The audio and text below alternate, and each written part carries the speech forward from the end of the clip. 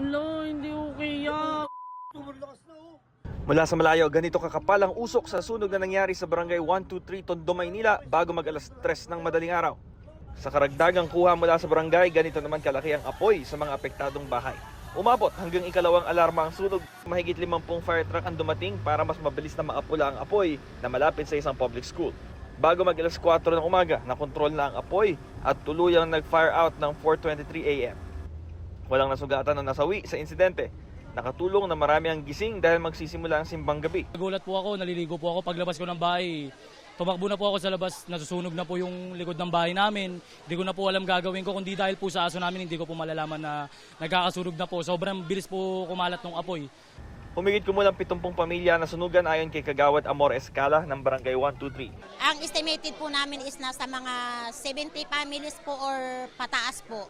Ang nasunugan pong bahay nasa siguro mga 20 houses po. Naging hamon para sa mga bombero ang kitid ng mga eskinita sa lugar. Challenges natin is yung eskinita lang siya. Then siyempre meron tayong konti lang naman na delay do sa water supply. Kaya din po tayo nagtaas ng alarma kasi nasa tabi ng Tondo High, kung napansin niyo. Baka madamay yung eskwelahan.